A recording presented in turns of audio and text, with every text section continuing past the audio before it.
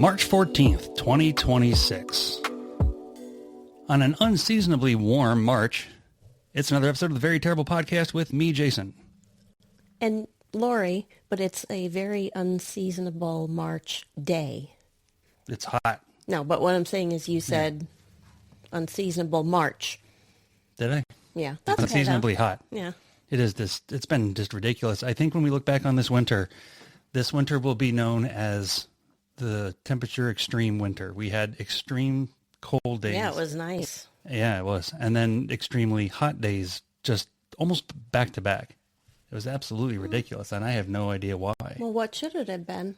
I don't know, but I just feel like, but we had summertime temperatures this week at like 88 but not degrees. as hot as summer, which is like 97. Yeah, the humidity wasn't there.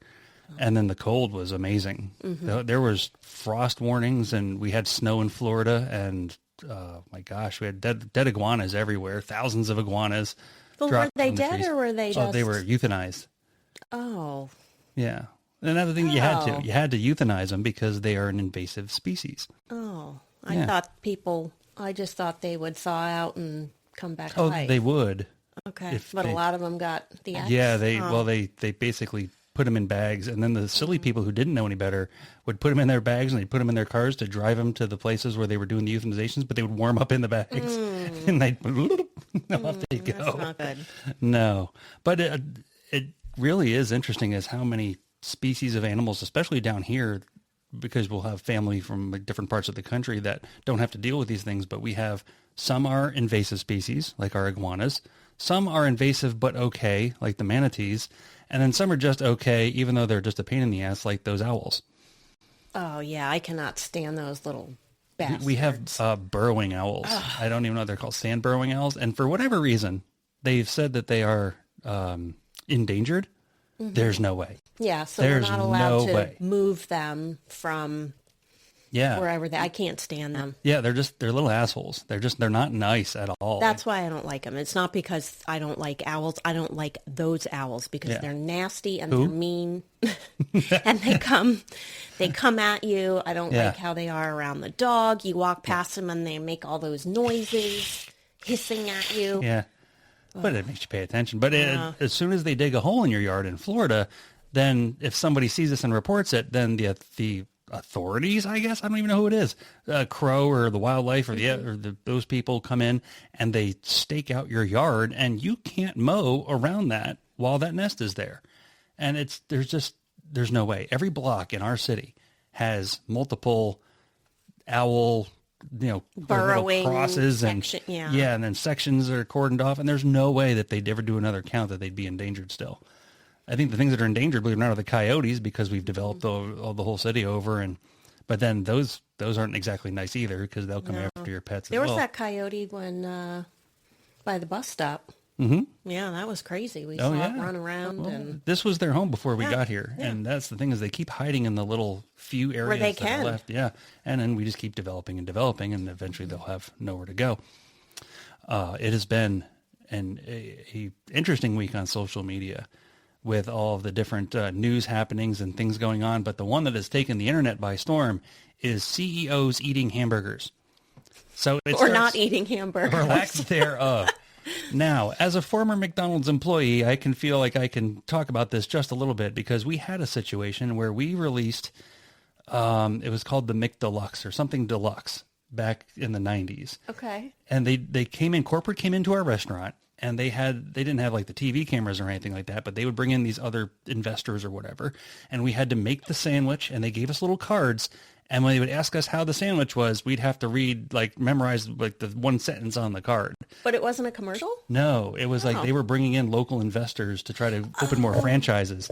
So wait, you had to practice what was on the card? Oh, okay. It was only one sentence. All right. I think this is a delicious burger. It should help good with sales. That was on my card. Oh, wow. Yeah, and it was a terrible burger. It's not even here anymore. So I can only imagine the hoopla these people went through. Mm-hmm. And have you seen the video of the latest? I have not, but I've heard about it. We had a bit of a discussion about it with hilarious. Bella's Ian. Yeah. We talked about it with him a little bit as we were talking about our next podcast. Yeah. and it's uncomfortable to watch. So to be a CEO, you don't have to be a restaurant Someone person. who eats a burger? You don't, and he doesn't. And I apparently, from what I understand, is even when they were talking to him ahead of time, they went, well, what do you like to eat? And he's like, what do you mean, what do I like to eat? Well, what do you eat? He goes, I like fish. Like not the fillet of fish not either. The fillet of fish either. No, he wants the real, probably he makes enough money. He makes enough money to afford delicious fish. Yeah, not just the gills He's and not eyeballs. eating the minced fish, the gills and eyes and fish assholes that they deeply fry in bread.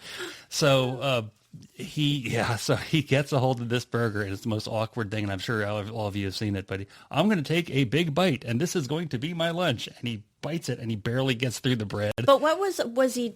He recorded himself. So was this for a commercial? Somebody did it. Was it for to post on social media? Well, it was a social media kind of a release. Okay. There was a team of people behind it. A team of people approved who didn't do him any favors. Didn't do him any favors and approved it after it was recorded and said, and he had to have seen himself. Yes. Yeah, we should put this out. I'm going to have to watch it now. Oh, you do?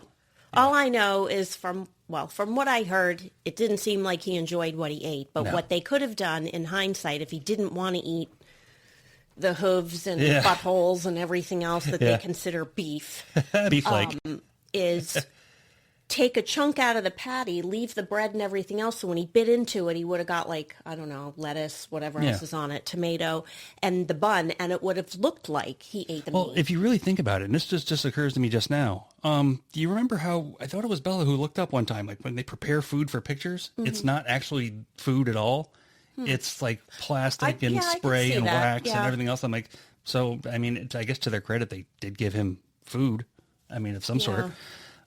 That was interesting. And now the other CEOs have picked up on it, and they are having a blast. It is great. Burger King was the first one that stepped up and said, oh, here we go. I'm going to have a big bite of my burger. And everybody, Arby's, KFC, CEOs I never realized even existed, just coming out of the woodwork and having a great time. Restaurants we've never heard of. So at the very least, there is no such thing as bad press. Did he say afterwards? Did he have any rebuttal or any feedback to what people were saying about him not looking like he enjoyed it? I have not heard any. And to be fair, right, if there really is no such thing as bad press, people are talking about it. And they're buying it to try it for themselves. Yeah. And apparently some people actually are enjoying it. It has a considerable amount of beef on it. So it's a half pound of beef. But it's the same kind. Well, I'm asking you like you've researched this, but you haven't. But it's McDonald's beef is all the same kind of. Okay, that's what I was going to say. Is it like a deluxe? I wouldn't imagine. It's less hooves. Hoof. I don't know. 80% less hoof. Yeah. But at the very least, there's a half pound of it, which is a lot of meat. Here's a fun fact for you. I have never had like a quarter pounder, Big Mac, double cheeseburger ever. I've had a McDonald's burger probably. Oh, are you willing to have one? No. Oh, that could have been our next. Ago. That could have been something for the show. You could have brought you a Big Mac. Big Macs are delicious. But yeah, I've never had that. And Big Macs are considerably smaller than they were back in the day too. And I've never had larger than a 6-piece nugget, which I haven't had that in probably 20 years. Yeah. No, it's not delicious. It's not. I guess the shame of it is, and it really breaks my heart. I used to really love it as a kid, especially. Beef or more beef. It was more beef-like.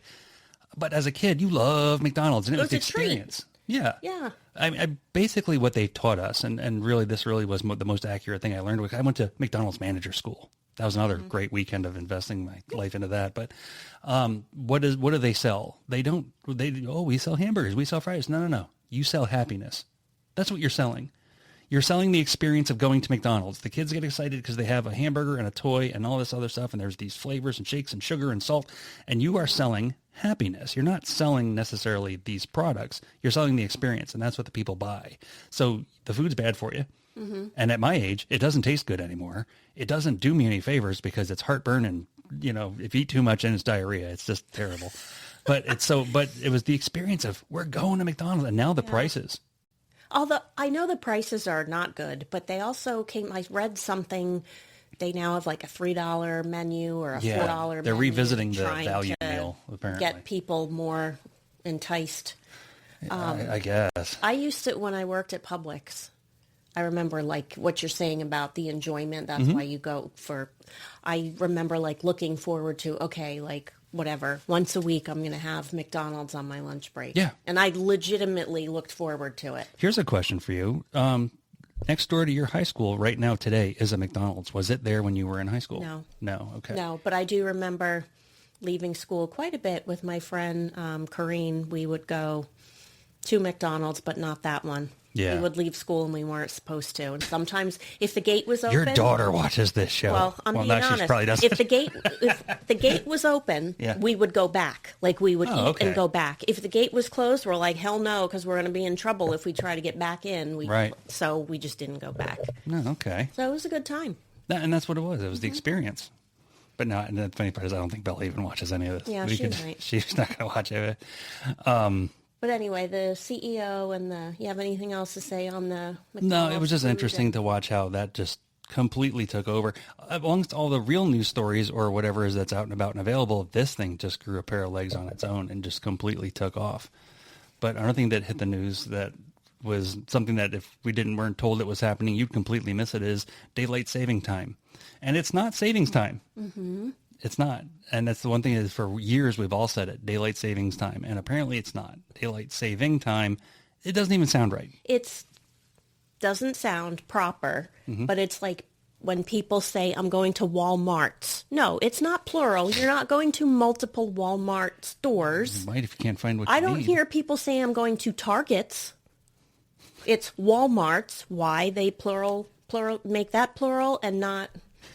It reminds me of my father who massacres a lot of, my father massacres a lot of titles of things.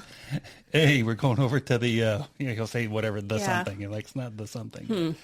Anyway, carry on. Even on our list that we wrote it down, it was written down as daylight savings time is what you wrote. Yeah, because I did think it was daylight savings time until you told me, no, it's and you not. have to look it up, and it's just one of those. But a useless, really, in this day and age, a useless factor of everyday life. But is it? And I say that because I thought that too. Like, why don't we just make it meet in the middle, a half hour? Yeah, I like that. We don't keep changing the clocks back. But I thought we saw something on TV the other night about what time the sunrise and sunset would be at different parts, even just in the United States, if they time didn't change. Like the sunrise was going to be at like 4:30 in the morning at some places, and then here it wasn't going to be because you wouldn't be able to have morning sunrise coffee. Oh, that's right. When you do because the sunrise would be at like 8 o'clock or something along those lines. At the end of it, if you really think about it, around the world, there are countries and cultures that have months where the sun doesn't come up or down. I mean, so if we're just being nitpicky about, we are American, we want our sun to come up at this time. This is recording, right? Yeah. See a little timer right there? Okay. I don't see it on there. And it's I not brought on here. That up before. Okay. I know. I did last time. It's been a couple months. But anyway, sorry to interrupt. That's okay. I just wanted to make sure it was recording. But I just think it's fun how, we have cultures and, honestly, probably even Alaska. I think Alaska goes in like a month or two at a time where the sun just doesn't go down or doesn't come up. And yet we want our sun up at 7 and we want our sun down at 8 p.m. And that's the way we're going to do it. We're going to change our clocks. But to me, it's just one of those. Now your body has, that first day is horrible. Everybody, and I don't know, were you tired that day? Because I don't think so. Everybody I worked with was a completely bad mood, just not doing well. Everybody was exhausted just from the weird, you get up and the sun's not there and you're like, what in the hell are we doing? And so what would you suggest? What's your? I'd say let's just split it down the middle or pick one or the other. I personally am not a fan of summertime time. I don't care for the sun to stay up late. There's nothing good that happens after 9 o'clock anyway. Well, it's not up that late. Like right now it's 20 to 8 and it's still sunny. It'll probably be another half hour? Probably. It'll be dark, so. Probably. I enjoy a nice early sundown because it reminds me of Christmas and Christmas time and Christmas shopping and you're going out in the dark and things of that nature. And then you're having move up north, it's dark a lot more than it is I here. came from there. That place is horrible. I don't want to go back to that. But no, I'd rather have a nice early sun up. I have my coffee. I go start my day. Yeah. How do you drink your coffee? Well, what do you put in your coffee? The most natural cream I can find. So at work, it's not natural at all. It's all chemicals. And at home, we have there's only 4 ingredients and 2 of them are milk and cream. And I think there's like a something other in there, but it's a very natural cream. Yeah, I think it's called like simple something. Simple right? something, yeah. And then there's what is the stevia? Stevia sweetener, because at the end of it, I don't even know what's good for me anymore. What happened there? Oh, that's just the cursor. Oh, okay. That's no big deal. But I don't know what's good for me, so I don't know what to put in. I know people do black coffee, and that's fantastic for them, and I'm glad that they can experience that. Yeah, I was impressed when Ian was drinking black coffee. It's not pleasurable at all. Well, I think if people don't like it sweet, it's just more bitter. Mine's a little bit bitter, but that's how I like my soda. I love bitter soda. So you put in, what would you, a tablespoon? A tablespoon of the sweetener, and then a tablespoon of the creamer. Just enough to fill up the spoon, and then I don't think it's a measuring tablespoon. I think our tablespoon, are they? Like if I take a measuring cup tablespoon and a tablespoon out of the drawer, the silver one that stirs the coffee, is that the same? I don't think that's the same amount of liquid. We'll have to try it someday. Yeah, it looks like it's less. It looks like it's less to me too. So just a little bit of each, pop, get it in there. But how much of the sweetener? I'm asking. No, it's funny because I've never made you coffee. Yeah, no, it's just you take the spoon and you just put like 3/4 full of the spoon into that, and then I always put the cream and sugar in first, and then I pour the coffee in. Oh. Yeah, because I don't want to have dirty spoon in my sweetener. Ah, okay. Well, just last week or the week before, I asked you to show me how you make your coffee. Obviously, I'm not the one drinking coffee around here. Yeah, and I used to never drink it, and then I just got wrapped up in this job, and now that's how we live. Now you're a coffee drinker. Now you have to have it. I know those people make the jokes. I was going to say it helps keep some people like regulated too. Digestion. So one coffee, one kombucha. Oh yeah, you poop you right out. You're going to be good. You poop enough every day. We should make kombucha. I say that, although I know it's not easy. No, it's not easy, and it smells like hell. Yeah, we're not. But I do like the one that you get. Yeah, like the dragon fruit one's good too. But it's I prefer the other. What is it? The apple. The apple. Yeah, the apple. It's got a different name though. It's not just called apple. There's a Fuji crisp something apple. Yeah. Anyway. Yeah. Either way, it's bitter. It's got a vinegary kind of a kick to it, but it cleans you right out. So that's what you need to get through. Price. Yeah. Exactly. Yeah, that's what you got to do at this age. Really. Oh, and the next one up. So for the followers of the show and people who watch us on the social medias of all the different outlets that we have, what I try to do is I try to make a video and I put it out to all of the platforms. And I don't know if if they all interlink or what they do, but one platform will take any video you make and just skyrocket it, and the rest of them just kind of sit and just fizz out. Mm-hmm. So it just depends. So if I hit, what do we got? We have the Facebook, Facebook, TikTok, Instagram, Twitter, YouTube. I think that's all of them. Either way, any video you make, one of them, just thousands of views. The rest of them, 30, 40, 150, a couple hundred.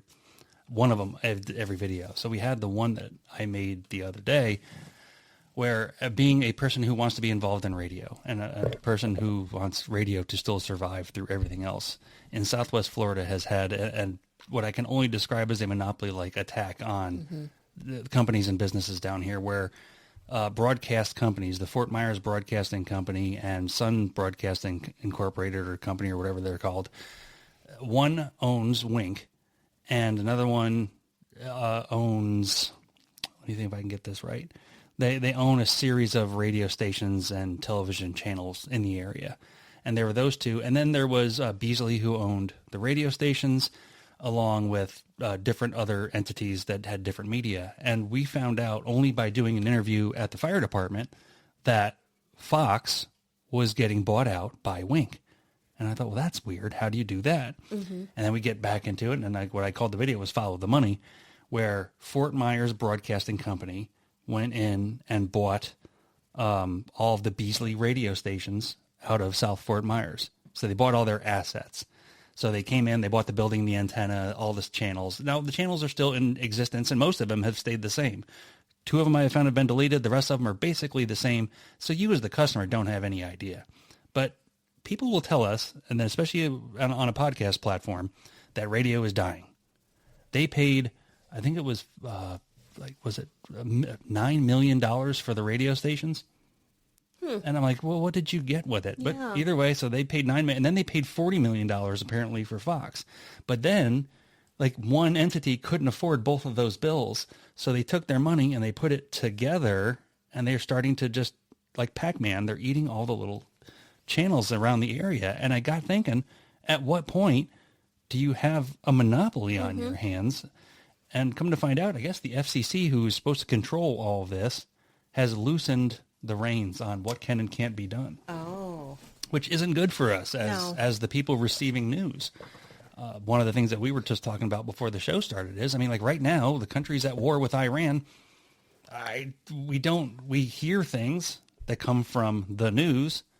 You don't know what's accurate, what's not accurate. You kind of have to watch contrasting stations Right. to get a feel for the truth. Yes. So the fewer contrasting stations, it's back to what you were saying about being a monopoly. If they're all going to feed the same information, doesn't Right. necessarily mean it's true, but we'll have nothing else to compare it against. Right. And then you're just accepting the fact is that what you're getting is the truth. And sometimes that might not be the case.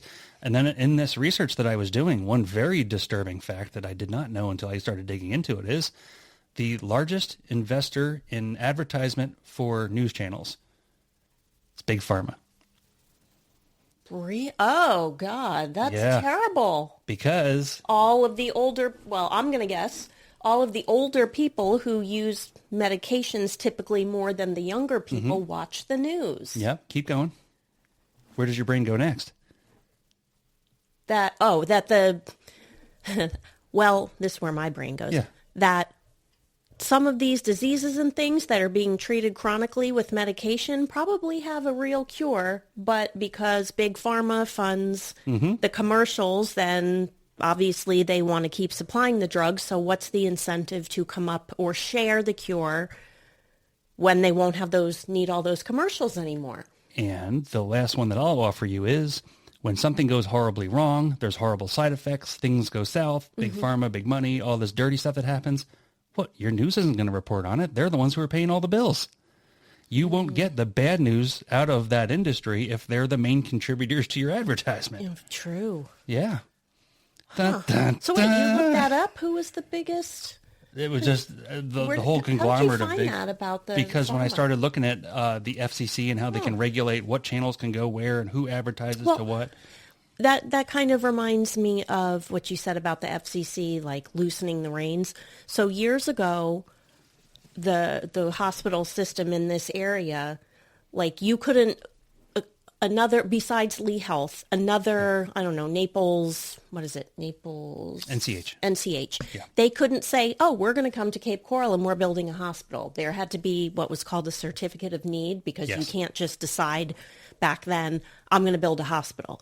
Now, well, for a while now, I'm going to say 5 years, that has been lifted. So anybody can come into Lee County where they couldn't before and say, I'm going to build a hospital or I'm going to do this type of medical center. The freestanding ERs. Yes. They're all over. But that reminds me of what you're saying about the FCC loosening the reins. Whoever the powers that be are that regulated the certificate of need for the healthcare systems or specifically the hospitals, loosen the reins on that. So probably the FCC probably got some kickback for saying, okay, you know what, we won't, we're going to loosen Somebody the knows reins. somebody who knows somebody. And at the end of the day, that's really how the most of the world works, But as much as you'd hate to admit it. I will say, if anyone listening knows, because I've really been challenged with this, trying to find a station or a person or a website to truly get the factual news, not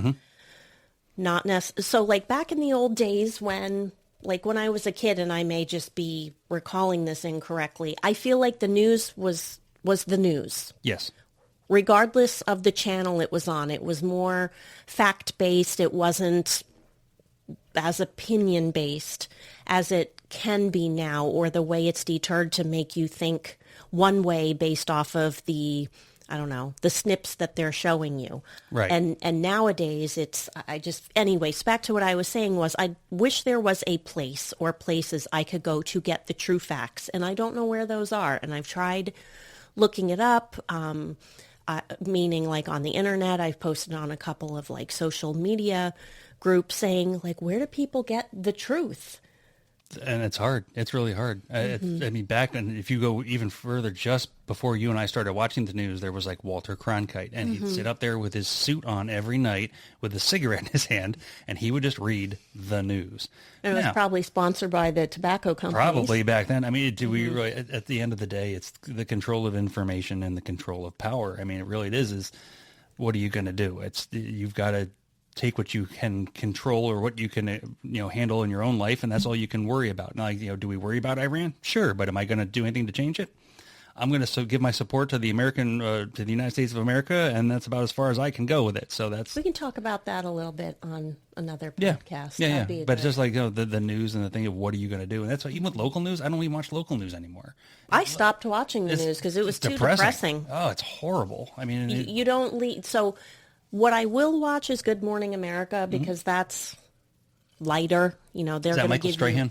Yeah. National treasure. They're going to give you some information, but it's more like positive and upbeat stories than doom and gloom. Whereas if you sit down, because I tried last week watching the nightly news. I was like, oh my God. You can't do it. There's a reason it's on at 6 or 6:30 because you got to get that shit out of your head before you try to go to bed. A couple hard drinks in you before you can watch the local news. And these are the people in your neighborhood. And I think that to me is what bothers me the most, is that I understand, at least in my line of work, I will see the things that happen in my neighborhood and I have to process that. But when it's like, oh, it's actually on the television and everybody sees it, and this is just common now. And the fact that it's common now, I think, is the part that breaks my heart the most. But to your point, it's not good that I don't think that they merged. People lost their jobs. Yes, a lot of people. Quality people. I don't think with much notice. No. And I know during the hurricanes when we've had them, I'm kind of digressing, but I felt peace in a sense when Matt Devitt was the one on the TV, like nonstop, like the guy didn't go home. And I know there's all different things that were said about him with he wasn't getting back to work on time, or he wanted to do things different. I don't know what it was but whether it was true or not, but it was a big loss when they and unfortunately chose to release him. We were able to get some of the real stories as far as being on the inside. We know some news people. Unfortunately, in Matt's case, it wasn't just Matt. So, I think that was the problem. It wasn't just Matt, but it was also Matt made a few mistakes on his part that he really didn't have to make, but he made a decision and he went with it. So was that. Sorry, text messages I'm having a check from our child. Let's see. I'm going to turn my beeper off. But that was that. What else was on? You're welcome to this is it. This is what sorry. we're doing. And then the other thing that I had as a possible talking point was totally different, but how do you know when to leave something? And when I say something, it could be a job, a relationship, a city, a car dealership, a friendship. I don't think there's a single metric. I think it's sensitive to the subject, or it's sensitive to the subject matter that it is. So I'm going to leave a car dealership well before I leave a job, or I'm going to leave everything else before I leave my marriage. So there's a measuring post. That's a fair question. I think because I didn't really see this question ahead of time. I think surprise. It's okay. This is the best thing for the show, right? Because you're getting a raw reaction. You have a set of values and you have a set of priorities. And in those, some are negotiable and some are not. And when you start getting into the operation of the non-negotiables is when you have to look in the mirror and go, okay, I can't do this anymore. I think that's what it is. So car dealership's easy. Hey, I don't like this price. This guy's not going to work with me. I'm not going to pay this price for this car. Non-negotiable. I'm out of here. We're done. Or as like a job, man, I make a lot of good money. I make good money right now. I've got good benefits and I don't like what I do, but you know what? Where else am I going to go and get this? I guess I'm going to go ahead and suck it up a little bit more. I'm not compromising my morals. I'm not compromising my non-negotiables. So I'm going to show up to do the best I can do. I'm going to get my paycheck and that's my hush money and I'm going to go home. Same thing with marriage is I think that the holy grail of it all, where it's though you do work every day. And I think you and I work every day and make our marriage great. And that to have something ever happen where it was like, okay, this is not negotiable when something has gone way, way awry. So there's a lot of work that gets done. So you do a lot more work on that versus doing just a little bit of work at the day at the car dealership. What do you think?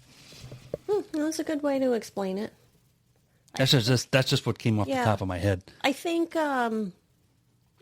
for me, and I don't always listen to it, it's my intuition. Like gives me a nudge, like speak up, do this needs to change. What about that? But then there are times, I know, especially in jobs I've had before, where you get the nudge and then you're like, well, maybe I can make it better. Or maybe it's not so. Maybe I need to be more optimistic about this and find the good in it. Or is it that stressful? Maybe it's me. Like, is it the fear of the unknown?